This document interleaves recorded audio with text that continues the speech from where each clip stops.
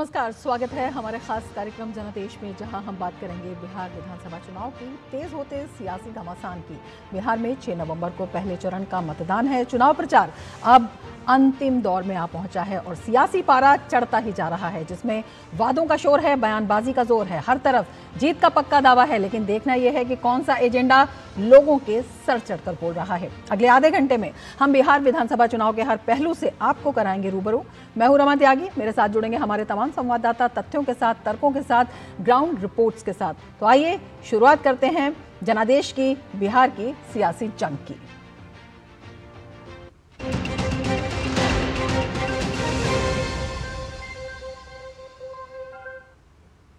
प्रधानमंत्री ने बिहार सीमांचल क्षेत्र में 2 चुनावी रैलियां की, पहली सहरसा में और दूसरी कटिहार में। उन्होंने कहा कि राजद कांग्रेस गठजोड़ सिर्फ और सिर्फ कुशासन, करप्शन और जंगल राज ही दे सकता है। वहीं एनडीए बिहार को अब विकसित बनाने, युवाओं को रोजगार देने और एक सुशासन का मॉडल स्थापित करने की ओर बढ़ रहा है। इसीलिए जरूरी है कि अपना वोट सोच समझ कर दें।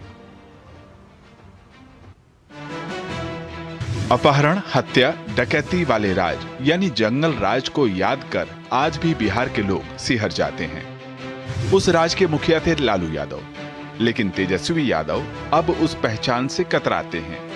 कटिहार की रैली में प्रधानमंत्री ने तेजस्वी पर कटाक्ष किया कि आखिर राजद के एक बड़े नेता की पोस्टरों से तस्वीरें क्यों गायब हो रही हैं। जो सालों साल तक यहाँ मुख्यमंत्री रहे, जो बिहार में जंगल राज लाए, उनकी तस्वीरें पोस्टरों में या तो गायब है या तो एक कोने में छोटी सी तस्वीर रखी है, दूरबीन से भी दिखती नहीं है। अरे अपने पिता का नाम बोलने में, छुपाने में शर्म क्यों आ रही है?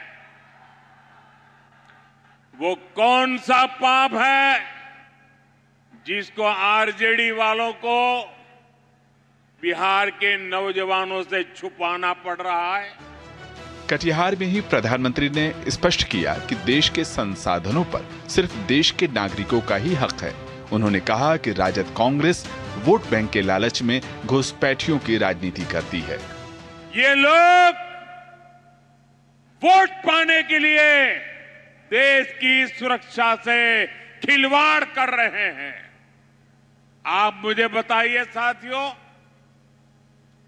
गरीब, दलित, महादलित, पिछड़े, अति पिछड़े, उनको जो मुफ्त राशन मिल रहा है, क्या ये मुफ्त राशन आपको मिलना चाहिए कि घुसपैठियों को मिलना चाहिए? क्या घुसपैठियों को मिलना चाहिए? क्या घुसपैठियों को मिलना चाहिए? क्या आपके हक का अनाज घुसपैठियों को दे देना चाहिए? क्या आपका चूल्हा जलना चाहिए कि नहीं जलना चाहिए? आपके बच्चों को रोटी मिलनी चाहिए कि नहीं मिलनी चाहिए? आपके बुजुर्गों को खाना मिलना चाहिए कि नहीं मिलना चाहिए? घुसपैठियों को देना चाहते हैं। सहरसा की रैली में प्रधानमंत्री ने बताया कि कैसे कोसी महासेतु निर्माण को यूपीए सरकार ने लटका दिया था, जिसे साल 2014 के बाद पूरा करने का काम शुरू हुआ। लेकिन अब ऐसे ही लोग शिक्षा की बातें करते हैं और नालंदा जैसा विश्वविद्यालय बनाने के झूठे वादे करते हैं। केंद्र में 10 साल तक इन लोगों की सरकार रही, लेकिन उन्होंने कोई काम आगे नहीं बढ़ाया। ये लोग यूनिवर्सिटी के नाम पर सिर्फ 20 करोड़ रुपए देकर भूल गए। अरे 20 करोड़ रुपए तो गांव में स्कूल नहीं बन पाती है।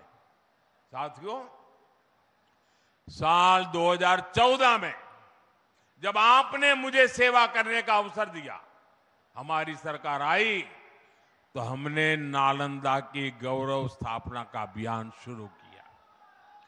पूरे मन से, पूरे परिश्रम से हमने 10 साल में यूनिवर्सिटी को 2000 करोड़ से ज्यादा का बजट दिया। प्रधानमंत्री ने राजद कांग्रेस के गठजोड़ को कट्टा, करप्शन और कुशासन का स्रोत बताया। मतदाताओं से उन्होंने विशेष तौर पर कहा कि आपको सतर्क रहना है। राजद कांग्रेस वाले विकास नहीं जानते, वो तो सिर्फ विनाश जानते हैं।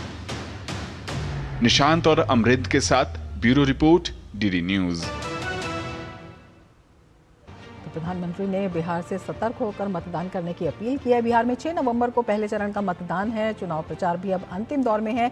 एनडीए और महागठबंधन के स्टार प्रचारकों ने इसे लेकर अपने अपने प्रत्याशियों के समर्थन में चुनाव प्रचार को लेकर पूरी ताकत झोंक दी है। दिखाते हैं खास रिपोर्ट। बिहार विधानसभा चुनाव जैसे जैसे आगे बढ़ रहा है, चुनावी माहौल में तेजी और नेताओं की गतिविधियों में रफ्तार बढ़ती जा रही है। इसी कड़ी में वरिष्ठ भाजपा नेता अमित शाह ने अपने अभियान को तूफानी मोड में डाल दिया है। अमित शाह ने शिवहर में जनसभा को संबोधित करते हुए विपक्षी महागठबंधन पर तीखा हमला बोला। उन्होंने आरोप लगाया कि महागठबंधन की सरकारें जनता के विकास की बात नहीं करती, बल्कि भ्रष्टाचार में डूबी रहती हैं। दरभंगा में जनसभा को संबोधित करते हुए योगी आदित्यनाथ ने कहा कि एनडीए ने हमेशा जनता की भावना का सम्मान किया है। उन्होंने बताया कि माता जानकी मंदिर और राम जानकी मार्ग का निर्माण कार्य तेजी से चल रहा है। यहाँ पर फिर से एनडीए की सरकार बनने वाली। सामने के खेमे में ये महागठबंधन में ना नेता है, ना नीति है, ना कार्यक्रम। मालूम ही नहीं है कौन कौन सी सीट पर लड़ रहा है। यहां पर सभी 243 सीटों पर एनडीए की पांचों पार्टियां पांडव की भांति एक मुश्त होकर चुनाव लड़ रही है। ये कांग्रेस का पाप था। धारा 370 जो कश्मीर में लागू कर दिया गया था कि कश्मीर में बिहार का व्यक्ति नहीं जाके बस सकता, मिथिला का व्यक्ति नहीं बस सकता। वहीं बिहार चुनाव प्रचार में जुटी कांग्रेस सांसद प्रियंका वाड्रा ने सोनवर्षा में जनसभा को संबोधित करते हुए महिलाओं से बच्चों के भविष्य को ध्यान में रखकर वोट देने की अपील की। तो राजा पाकर में कांग्रेस अध्यक्ष मल्लिकार्जुन खड़गे ने चुनावी रैली को संबोधित करते हुए जनता से कांग्रेस को वोट देने की अपील करते हुए कहा कि आपको ही पंजा मजबूत करना पड़ेगा। आधी आबादी हो, मन बना लिया ना अपनी शक्ति को एक करने के लिए, खड़े हो जाने के लिए, तो कोई कुछ नहीं कह पाएगा। मन बना लो कि एक ऐसी सरकार चाहिए जो आपके बच्चों का, आपका और आपके परिवारों का भविष्य को देखे और उज्जवल बनाए। हम इतना ही कहेंगे कि कांग्रेस को वोट दो। कांग्रेस का निशान, अरे भाई हाथ तो उठाओ। कांग्रेस का निशान, कांग्रेस का निशान, ये पंजा ही आपको मजबूत करेगा। वहीं लालू प्रसाद के बड़े पुत्र और जनशक्ति जनता दल अध्यक्ष तेज प्रताप यादव ने राहुल गांधी पर तंज कसते हुए कहा कि राहुल गांधी को नेतागिरी छोड़ रसोईया या मछुआरा बन जाना चाहिए। हम मछलियाँ पकड़ते रह जाएंगे जिंदगी भर और देश चला जाएगा अंधकार में। रोजगार का बात करेंगे, रोजगार मिल ही नहीं रहा है। जिलेबी छानने से, मछली पकड़ने से वही जानेंगे। उनको रसोईया होना चाहिए था, नेतागिरी में कहाँ आ गए। बिहार विधानसभा चुनाव अपने पीक पर पहुंच गया है। सभी राजनीतिक दलों ने मतदाताओं को साधने के लिए पूरा जोर लगा दिया है। प्रधानमंत्री नरेंद्र मोदी, नेता विपक्ष राहुल गांधी, मुख्यमंत्री नीतीश कुमार व महागठबंधन के मुख्यमंत्री उम्मीदवार तेजस्वी यादव सहित सभी स्टार प्रचारक जमकर प्रचार कर रहे हैं। पहले चरण में 121 सीटों पर लड़ रहे प्रत्याशियों का नसीब ईवीएम में कैद होगा। जनादेश डेस्क, डीडी न्यूज। तो सभी दलों ने पूरी ताकत झोंक दी है और सभी अपने अपने तरकश के तीर चला रहे हैं। इसी पर हम बात करेंगे। हमारे संवाददाता निशांत राय हमारे साथ सहरसा बिहार से इस वक्त जुड़े हुए हैं।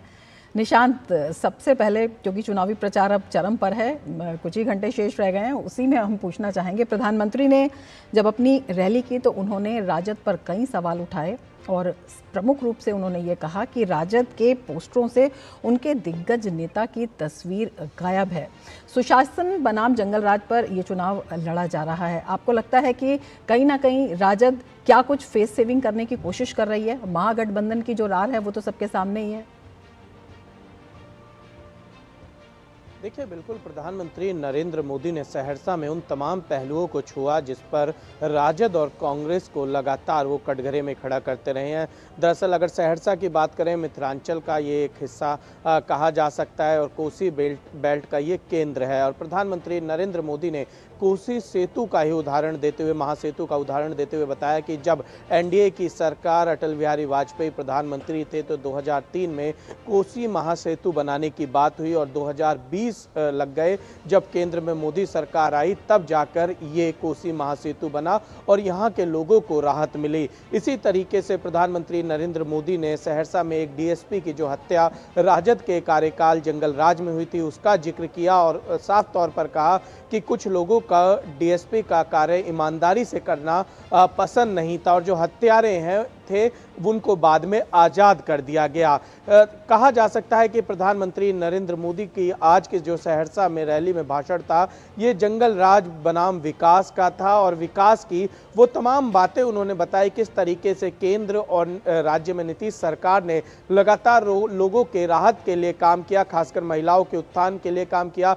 महिला क्रिकेट टीम को प्रधानमंत्री ने बधाई देते हुए बताया कि किस तरीके से मुख्यमंत्री महिला रोजगार योजना की बात की जाए या केंद्र सरकार की महिला सशक्तिकरण की योजना की बात की जाए, तमाम योजनाएं प्रधानमंत्री नरेंद्र मोदी ने जनता के सामने रखी। सबसे बड़ी तमाम बात वर्गों के विकास की बात प्रधानमंत्री ने की है। निशान, आपसे यही पूछना चाहेंगे, जंगल राज बनाम सुशासन के इस लड़ाई में जिस तरह से जो तमाम स्टेटमेंट्स हैं विभिन्न नेताओं के वो भी काफी चर्चा में हैं, क्या कुछ उसका असर मुद्दों के साथ साथ मतदाताओं के दिमाग पर है? प्रधानमंत्री की टिप्पणी पर जिस तरह से विपक्ष ने हमला किया, लेकिन उसके बाद जिस तरह के बयान प्रधानमंत्री की माताजी को लेकर आए या एआई वीडियो भी एक किया गया, तो ये दिखाता है कि नेता जो हैं वो चुनावी समर में एक दूसरे पर, राजनीतिक दलों पर, नीतियों पर प्रहार करते हैं, लेकिन जब वो नीतियां आ जाती हैं व्यक्तिगत तौर पर, जब वो बयान आ जाते हैं व्यक्तिगत तौर पर, तो नैतिक रूप से क्या कुछ वो देखने, क्या महागठबंधन के पास मुद्दे नहीं हैं?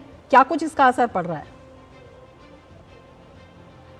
देखिए, महागठबंधन को आज प्रधानमंत्री नरेंद्र मोदी ने एक ऐसे मुद्दे से घेरा जिसमें जब छठ को लेकर महागठबंधन की ओर से नेताओं से के द्वारा कहा गया था कि ये ड्रामेबाजी है और प्रधानमंत्री ने साफ तौर पर कहा कि जो लोग छठ नहीं मनाते वो छठ को ड्रामेबाजी कह रहे हैं। एक महत्वपूर्ण बात प्रधानमंत्री नरेंद्र मोदी ने ये भी कही कि महागठबंधन के जो नेता हैं वो तमाम जगहों पर जाते हैं लेकिन राम मंदिर जाने का उन्हें समय नहीं मिला। अगर भगवान राम से भी उनकी नाराजगी है तो वो वहाँ पर जाते, वहाँ पर अन्य मंदिरों की अगर बात की जाए, वाल्मीकि जी का मंदिर है, सबरी माता का मंदिर है, कम से कम उनको वहाँ पर जाना चाहिए। तो कहा जा सकता है कि जो महागठबंधन के नेता लगातार केंद्र सरकार और प्रधानमंत्री नरेंद्र मोदी को कटघरे में खड़े करने की कोशिश कर रहे हैं या राज्य सरकार को, उनका जवाब प्रधानमंत्री कुछ उसी तरीके से देते हुए नजर आ रहे हैं। और सबसे बड़ी बात है कि चाहे प्रधानमंत्री की माताजी को राजनीति सियासत में लाना हो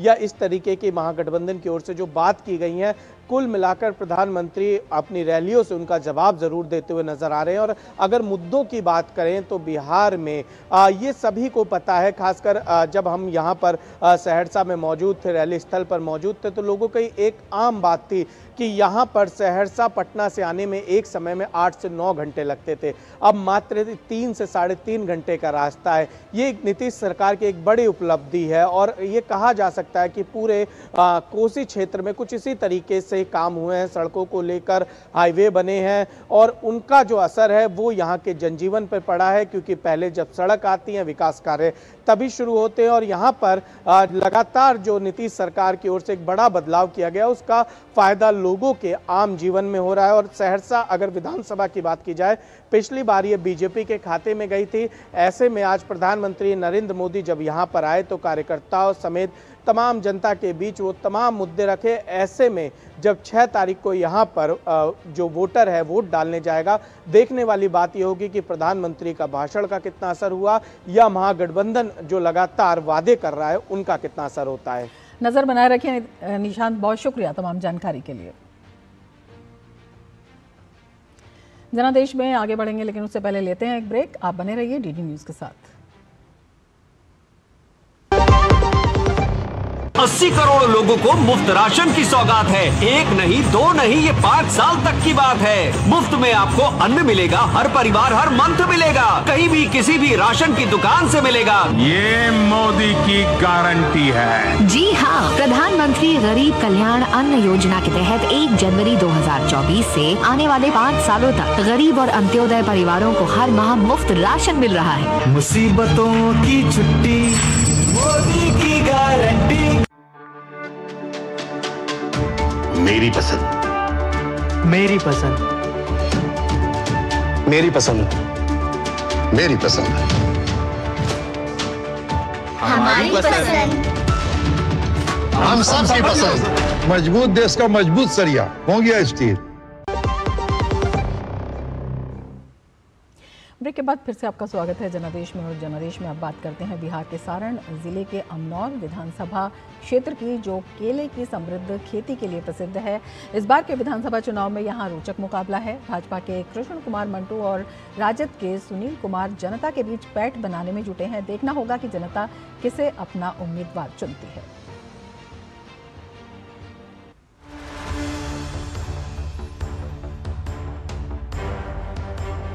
सारण जिले की उपजाऊ भूमि पर अमनौर विधानसभा चुनाव में साल 2010 में जेडीयू से पहली बार चुनाव जीत कर आए कृष्ण कुमार मंटू 2020 में भी भाजपा के रथ पर सवार होकर विधानसभा पहुंचे और मंत्री भी बने। मंत्री बनते ही कृष्ण कुमार ने अपने क्षेत्र को बिजली से रोशन किया और अच्छी सड़कें, पुल पुलिया और आईटी पार्क तक बनवाए। क्षेत्र में किए गए विकास कार्यों के दम पर कृष्ण कुमार मंटू एक बार फिर भाजपा के टिकट पर चुनावी मैदान में हैं। यहाँ 2 ही मुद्दा है, हम नीतीश कुमार नरेंद्र मोदी जी एनडीए के विकास के साथ हैं या लालू जी तेजस्वी जी विनाश के साथ हैं। विकास बनाम विनाश की लड़ाई है, तो हम निश्चित रूप से विकास के साथ रहेंगे। अमनौर सीट पर सुनील कुमार का अच्छा खासा जनाधार माना जाता है। सुनील कुमार जब 2010 में निर्दलीय प्रत्याशी के रूप में उतरे थे, तब उन्हें महज 10,517 वोटों से जेडीयू के कृष्ण कुमार मंटू से शिकस्त मिली थी। 2020 में राजद प्रत्याशी के रूप में उतरे सुनील कुमार भाजपा के कृष्ण कुमार मंटू से महज 3,681 वोटों से पीछे छूट गए थे। 2025 में एक बार फिर राजद ने सुनील कुमार पर अपना विश्वास जताया है। 5 साल के दीदी में एक बार किसी से हाल चाल पूछे होंगे, प्रणामा पाती किए होंगे तो वोट के अधिकारी होते। तो अमनौर की जनता यही चाह रहा है कि अमनौर का बेटा चाहिए। अमनौर में दोनों दलों के समर्थकों के अपने अपने तर्क हैं। भाजपा पक्ष कृष्ण कुमार को क्षेत्र में मंत्री रहते कई बिजली ग्रिडों के निर्माण, अच्छी सड़क, स्वास्थ्य सेवाओं के निर्माण का श्रेय देते हैं, तो राजद पक्ष कृष्ण कुमार पर क्षेत्र की जनता की उपेक्षा का दोष मढ़ते हैं।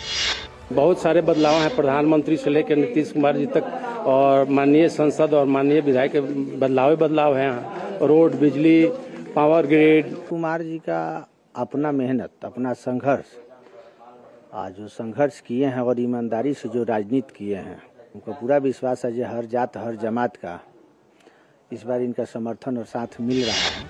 अमनौर सीट से चुनाव जीते कृष्ण कुमार मंटू ने क्षेत्र में खूब विकास किया। वहीं दूसरी तरफ सुनील कुमार ने हार के बावजूद जनता का साथ नहीं छोड़ा। ऐसे में इस बार अमनौर में मुकाबला दिलचस्प है। एक तरफ भारतीय जनता पार्टी के उम्मीदवार हैं जिन्हें अपनी जीत के बाद क्षेत्र में किए हुए कार्य पे भरोसा है, तो दूसरी तरफ आरजेडी के उम्मीदवार हैं जिन्हें प्रमुख का पद तो मिला है, इसके साथ जो पिछली चुनाव में हार जो मिली है, तो एक तरीके से हम कह सकते हैं कि जनता की जो संवेदना है वो संवेदना उनके साथ है। कैमरामैन संजय जैना के साथ धीरज कुमार, डीडी न्यूज, अमनौर। और हमारे संवाददाता धीरज हमारे साथ इस वक्त जुड़े हुए हैं और ज़्यादा जानकारी के साथ। धीरज, अगर अमनौर विधानसभा क्षेत्र की बात करते हैं तो यहाँ पर चुनावी मुकाबला हमेशा से जो है लोगों के फोकस में रहता है और जो चुनावी तस्वीर निकल कर आती है वो बड़ी रोमांचक होती है। इस बार सियासी समीकरण किस तरह से बैठते हुए दिखाई देते हैं? देखिए, सारण जिले का अमनौर पटना से लगभग 52 किलोमीटर की दूरी पर है और 52 किलोमीटर की दूरी में जो वहाँ के लोग बताते हैं कि वहाँ पटना से बस या यातायात के दूसरे साधन से वहां पहुंचने में 5-6 घंटे का समय लगता था। लेकिन कृष्ण कुमार मंटू के बारे में ये कहा जाता है कि उन्होंने यातायात के साधनों को दुरुस्त किया है, बिजली का जो वहाँ कनेक्टिविटी मिली है, बिजली गांव-गांव तक पहुंची है और 5 से 6 जो बिजली के ग्रिड अमनौर विधानसभा क्षेत्र में बनाए गए हैं। तो ये एक बहुत बड़ी जो सफलता है अमनौर की जनता को मिली है। इसके अलावा चाहे पुल और पुलिया का निर्माण हो, क्षेत्र में विकास का काम हो, सड़कों का निर्माण हो, ये निर्माण का कार्य जो अमनौर कह सकते हैं कि मंत्री रहते हुए, IT मंत्री रहते हुए कृष्ण कुमार मंटू ने अमनौर की जनता के लिए किया है। दूसरी तरफ अगर हम आरजेडी प्रत्याशी की बात कर लेते हैं, सुनील कुमार की अगर हम बात कर लें तो सुनील कुमार के बारे में कहा जाता है कि उन्हें लगभग इस सीट से 4 बार हार मिली है। लेकिन 4 बार हारने के बावजूद भी सुनील कुमार ने अभी जनता का साथ नहीं छोड़ा है, अभी भी वो जनता के साथ घूम रहे हैं और सालों लोग कहते हैं कि उसके बावजूद उनका जनता के साथ जुड़ा हुआ है। तो दोनों पक्ष किसी स्थिति में कमजोर नहीं है। मात्र जो भाजपा के जो कृष्ण कुमार मंटू हैं, पिछली विधानसभा चुनाव की अगर हम बात कर लेते हैं तो उनको 3186 मतों से सुनील कुमार से जीत मिली थी। तो जीत का आंकड़ा तो कम है। एक तरफ सुनील कुमार के पास जो मंत्री का दायित्व था और उस दायित्व को संभालते हुए उन्होंने जो क्षेत्र की जनता के लिए काम किया है, उसका एक लाभ उसका एक लाभ कृष्ण कुमार मंटू के पक्ष में जाता है। लेकिन जो जनता के जो सरोकार हैं, जनता के साथ रहने और जनता के साथ घूमने का जो एक तरीके से एज कह सकते हैं, वो सुनील कुमार के पक्ष में है। तो अमनौर विधानसभा में इस बार कांटे का मुकाबला है, कांटे का टक्कर है और दोनों उम्मीदवार, क्योंकि जीत का अंतर कम होने से ये बताना मुश्किल है कि किस उम्मीदवार के पक्ष में इस बार वहां की जनता जाएगी। बिल्कुल, सभी दावे कर रहे हैं का जो श्रेय है, बिल्कुल इन दावों के बीच में जनता क्या जनादेश देती है कृष्ण कुमार के पास, ये नजर बनी रहेगी। बहुत शुक्रिया धीरज तमाम जानकारी के लिए। और जनादेश में वक्त है एक ब्रेक का, आप बने रहिए DG न्यूज के साथ। भारत सरकार ने सभी देशवासियों के हित में हेल्थ इंश्योरेंस से GST पूरी तरह से हटाकर 0 कर दिया है। इससे हेल्थ इंश्योरेंस काफी सस्ता हो गया है। पॉलिसी बाजार पर अब 1 करोड़ का हेल्थ इंश्योरेंस सिर्फ 550 रुपए महीने से शुरू। policybazaar.com। जब धरती चीर कर निकलता है लोहे का पत्थर और मिलता है मोंगिया के जोश से, फिर तपता है, पिघलता है और बनता है फौलाद। अब होता है सरिया सारी खूबियों के साथ। मोंगिया स्टील, मजबूत देश का मजबूत सरिया। ब्रेक के बाद फिर से आपका स्वागत है जनादेश में। और अब बात रोसड़ा विधानसभा सीट की। बिहार की 243 विधानसभा सीटों में से ये एक सीट है। ये सीट समस्तीपुर जिला में आती है। इस बार रोसड़ा विधानसभा क्षेत्र में जिला बनाए जाने की मांग जोर पकड़ती जा रही है। रोसड़ा में कैसा है सियासी समीकरण, देखते हैं इस खास रिपोर्ट में। भारत रत्न कर्पूरी ठाकुर की सरजमी समस्तीपुर जिले का एक महत्वपूर्ण विधानसभा क्षेत्र है रोसड़ा, जो एक सुरक्षित विधानसभा क्षेत्र है। भौगोलिक रूप से रोसड़ा विधानसभा क्षेत्र बेगूसराय की सीमा पर स्थित है।